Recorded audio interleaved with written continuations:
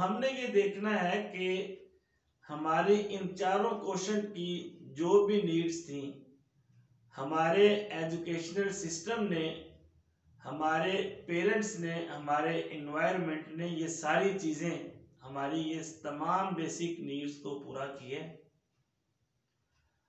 अगर हमारी ये बेसिक नीड्स पूरी हुई है तो बड़ी अच्छी बात है, और अगर खुदा न खास्ता इनमें कोई कमी रह गई है, वो माँ की वजह से, बाप की वजह से, बड़े बहन भाइयों की वजह से, आपकी पर्सनल किसी जाती वजह से, या फिर आपके टीचर की वजह से, हो सकता है आपकी ज़िंदगी में हालात ऐसे आए हों, मसाइल ऐसे आए हों, गुर्बत हो, इवन के कोई ऐसा पर्सन, कोई ऐसा फर्द आपकी ज़िंदगी में शामिल हुआ जिसने आपके अंदर कुछ ऐसे ट्रेड्स शामिल किए, ऐसी आदत डेवलप की जो आपकी पर्सनैलिटी की नहीं थी, जिन्होंने आपकी पर्सनैलिटी को अनबैलेंस किया है।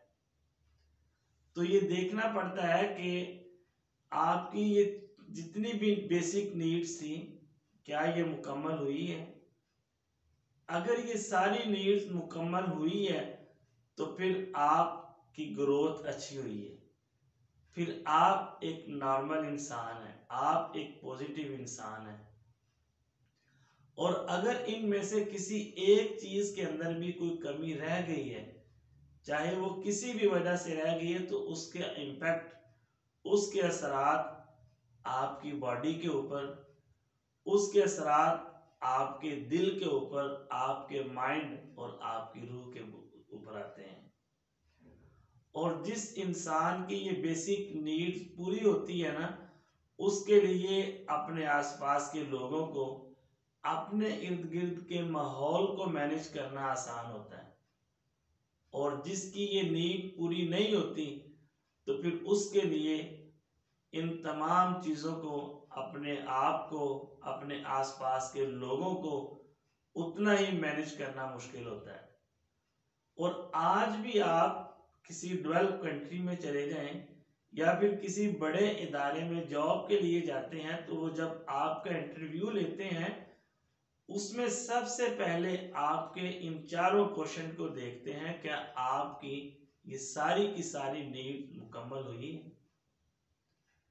तो आपने माजी में जाना है और देखना है कि आपके अंदर जो भी आदत डेवलप हुई हैं, आपकी जिंदगी में जितने भी फैक्टर असरअंदाज हुए हैं, उनमें से कौन से फैक्टर ऐसे हैं जिन्होंने आपको पॉजिटिव इंप्रूव किया, और कौन से फैक्टर ऐसे हैं जिन्होंने आपको नेगेटिव इंप्रूव किया।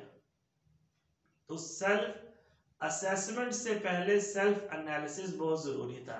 सबसे पहले आपने ये देखना है, ये जानना है, उसके बाद हम आगे चलते हैं कि हम ये देखते हैं कि आया मेरे पेरेंट्स की, मेरे बच्चों की, मेरे टीचर्स की, मेरे दोस्तों की, उनकी फितरत क्या है, उनकी पर्सनैलिटी टाइप क्या है।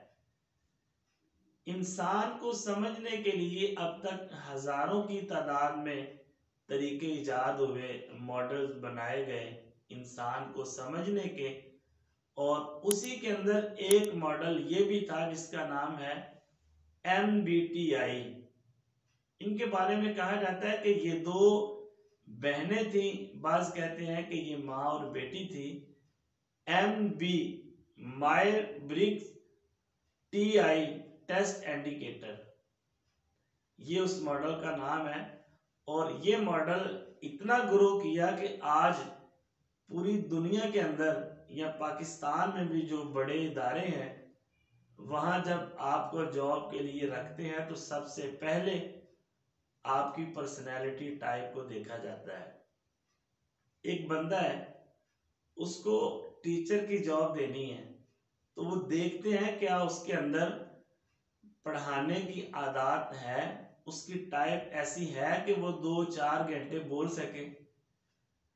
असल में जो टेस्ट होता है वो यही है कि इंसान की फितरत को देखा जाए। लेकिन हमारे यहाँ ये सब कुछ चेंज हो गया। अब ताल्लुकात चलते हैं, अब सिफारिश चलती है। तो देखना ये चाहिए कि क्या जिस काम के लिए मैं जिस बंदे को हायर कर रहा हूँ, क्या उसकी फितरत है, क्या वो ये काम कर सकता है। तो आप इंशाल्लाह कमेंट डेज में मैं आपको इस तरह की वीडियो बना के दूंगा कि आप अपने आप को भी पहचान सकें, फिर आप अपने दोस्तों को, अपने साथ जॉब करने वाले को, अपने पेरेंट्स को, अपनी औलाद को पहचान सकें और उसके मुताबिक उनके साथ अपना बिहेव कर सकें, उनसे काम ले सकें।